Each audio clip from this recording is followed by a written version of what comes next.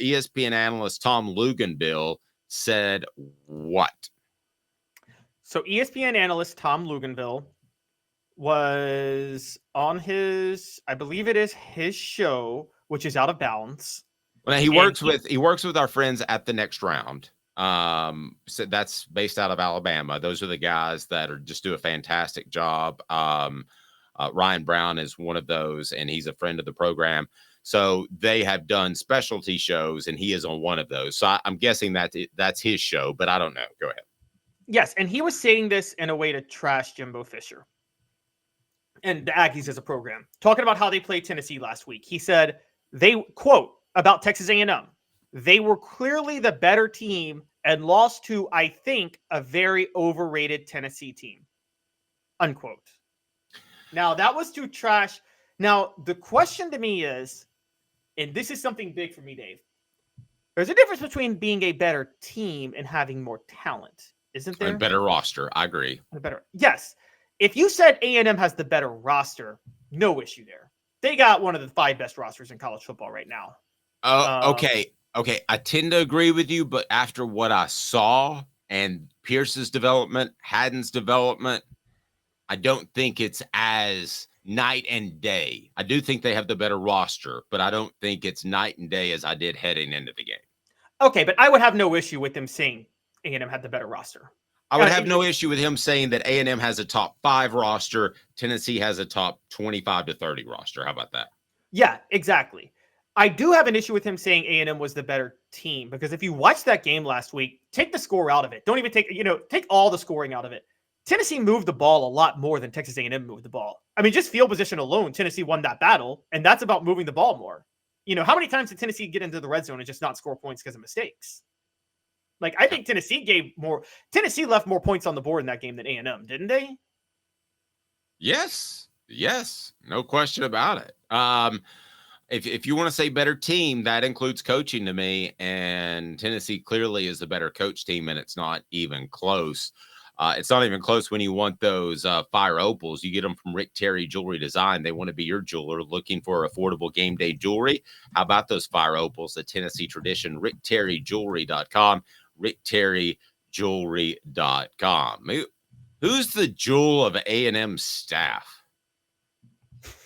I mean, people would typically say Bobby Petrino, but like Bobby Petrino the game has passed him by. There were offensive play calls in that game last week that, I got to be honest, that led me to not believe Petrino is the offensive genius people say he is. Well, and here's the other thing to remember, okay? If you're going to turn it over to Bobby Petrino and you're Jimbo Fisher, the former great offensive guru that he was called, and he's not, if you're going to turn that over, at what point do things go south and you start to say, I need to get involved with this. I need to get in the kitchen. It's exactly what happened with Tennessee in 2008.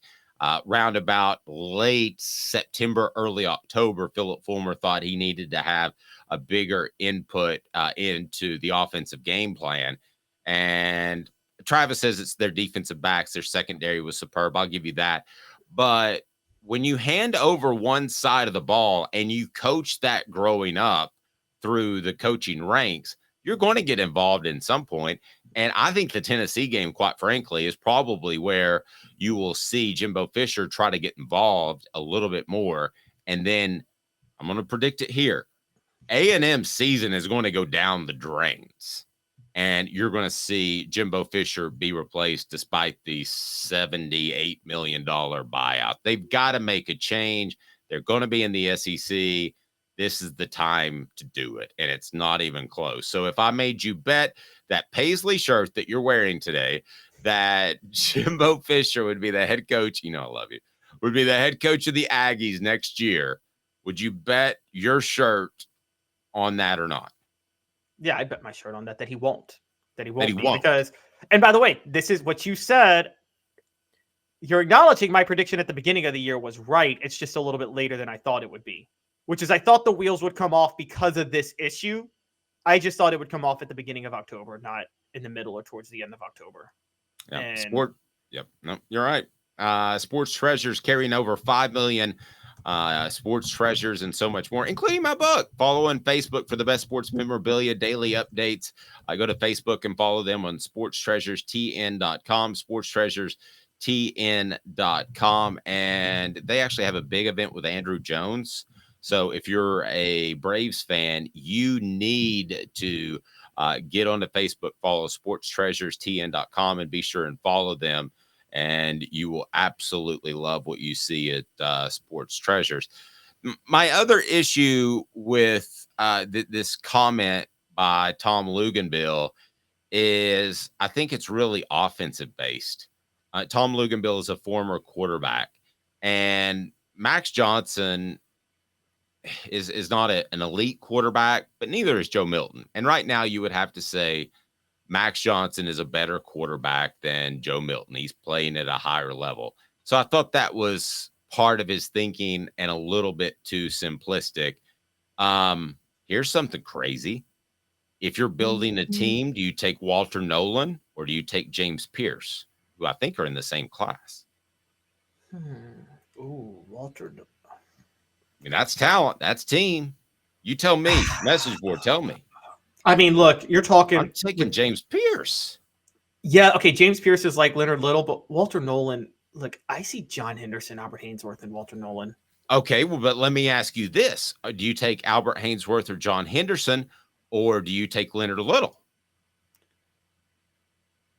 I'm taking Leonard Little. Look, that rush defense was significantly better. The 2001 rush defense is the best rush defense in the history of the SEC that Tennessee had. They never had to blitz. John Henderson got Will Overstreet drafted. All due respect to Will Overstreet, Dave, he was not an NFL player. And I mean, I look, I have to say this. Let's talk NFL careers for a minute.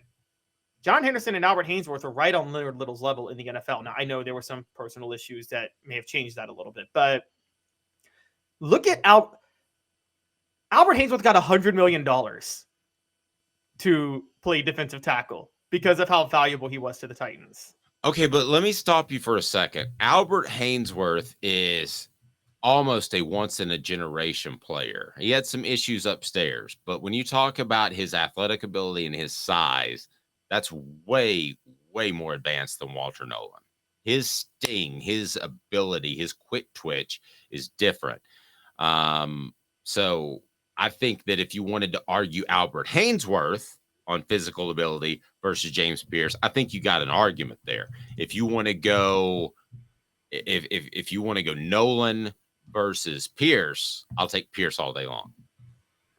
I could maybe roll with that. By the way, I will say that, funny enough, Pierce, we bring in Leonard Little. They're both from North Carolina. And it's funny. North Carolina is where you get the edge rusher. South Carolina is where you get the line. Now, okay, what about this? Like, let me bring up another great defensive end. A Sean Ellis, who is a step below Leonard Little maybe, but still a great defensive end. Sean Ellis or Walter Nolan? Where do you go? I'll take Walter Nolan.